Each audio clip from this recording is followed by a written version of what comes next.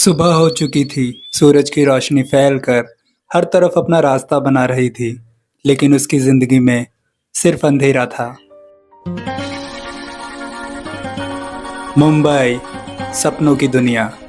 सपनों के इस शहर में जहां लाखों लोग अपने सपनों को लेकर आते हैं, उसी शहर की जेल की एक बेरंग सी इमारत में एक लड़की अंधेरे में कैदियों वाले कपड़े पहनकर बैठी हुई थी। उसकी आंखों में आंसू और चेहरे पर जगह जगह चोट के निशान थे। शरीर पर पुरानी चोटें तो थी ही, और कुछ नई चोटें भी साफ दिख रही थी। उसके कपड़े खून से सने हुए थे। हाथ पैरों पर तेज धार हथियार से काटे जाने के जख्म, जिसमें से खून बह बह कर सूख चुका था। उसने जेल की दीवार पर चारों तरफ एक ही बात खरोच खरोच कर लिख रखी थी, टाइम विल टेल यू। ऐसा लगता था जैसे उसे रोज टॉर्चर किया जाता था। पता नहीं किस उम्मीद की वजह से वो अब भी सांसें ले रही थी। शायद कुछ था ऐसा जो उसे मरने से रोक रहा था। निहारिका।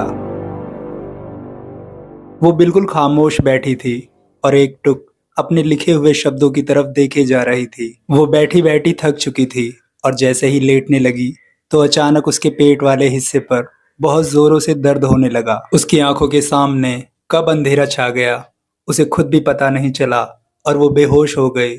जब उसे होश आया तो धुंधला धुंधला सा एक चेहरा उसके सामने नजर आने लगा। बाहर की तरफ एक हवलदार खड़ा था।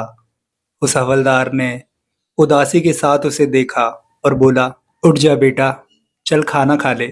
आज आखिरी बार मैं तुम्हें ये खाना दे रहा हूँ, फिर पता नहीं कब तुमसे मुलाकात होगी।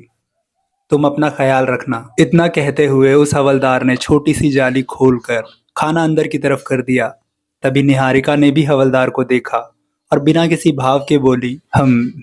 दिन गुजरता चला गया और रात कब हो चुकी थी उसे पता ही नहीं चला। खुद को खिसका खिसका कर वो थाली तक पहुंची और थाली उठाकर अपनी तरफ करने लगी। उसमें इतनी भी हिम्मत नहीं बची थी कि वो खुद से खाना खा सके, लेकिन हार मानना तो शुरू से उसने सीखा ही नहीं था। सारे दर्द, सारी तकलीफ को सहन करते हुए उसने थाली से कुछ चावल और दाल मिक्स करके अपने मुंह में डाला ही था तो उसकी आंखों से बेतहाशा आंसू आने लगे। हवलदार जा चुका था। वो खाना खाकर फिर से अपनी जगह पर जाकर लेट गई। उसकी सांसें बड़ी धीमे धीमे चल रही थी। थकान और दर्द की वजह से उसकी आंखें अब बंद होने लगी थी। वो अपनी पिछली यादों में जाने लगी। सारे दृश्य फिर से उसके जहन में आने लगे। वो कोर्ट रूम में खड़ी थी और चारों तरफ शोर ही शोर था। शोर हो भी क्यों ना, शहर के सबसे अमीर खानदान की छोटी बेटी निहारिका, निहारिका वंशराय एक जाना माना नाम था।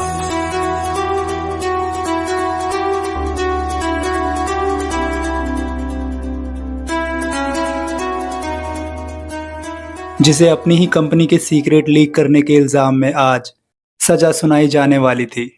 उसके सामने उसी को बर्बाद करने वाले शख्स आराम से मुस्कुराते हुए बेंच पर बैठे हुए थे। वंशराय खानदान की सबसे बड़ी बेटी लीना वंशराय एक लॉन्ग साइज की ड्रेस पहनकर सबसे आगे वाली लाइन में बैठी हुई, चेहरे पर मेकअप की परत लगाए, छोटे छोटे बालों को हाथ से आगे पीछे करते हुए वो सामने खड़ी निहारिका को जलते हुए देख रही थी। उसके चेहरे पर शैतानी मुस्कान थी। छोटी सी नाक, होठों पर गूढ़ी लिपस्टिक लगाए उसने अपने निचले होठ को हल्के से दांत से दबा रखा था।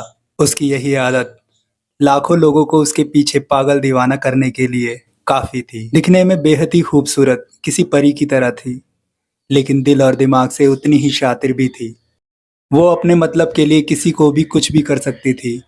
लीना वंशराय ऐसी ही थी और आज इसी की वजह से सामने कटघरे में खड़ी थी लीना की सौतेली बहन निहारिका।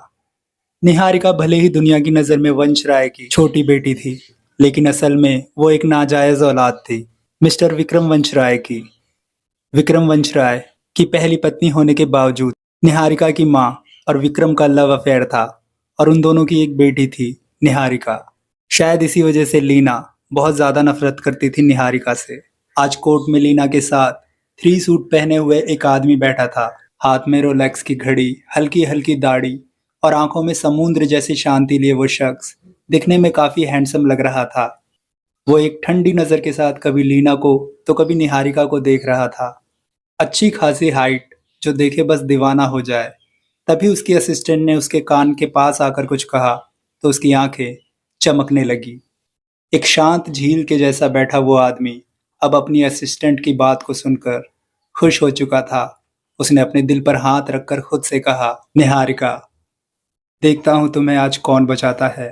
इतनी प्लानिंग करने के बाद आज फाइनली मेरा बदला पूरा होगा। तभी कोर्ट के अंदर जज साहब आ चुके थे और उन्होंने कार्रवाई शुरू करने के लिए कह दिया। निहारिका की तरफ से एक वकील अपनी जगह से उठा और केस के बारे में बताने लगा।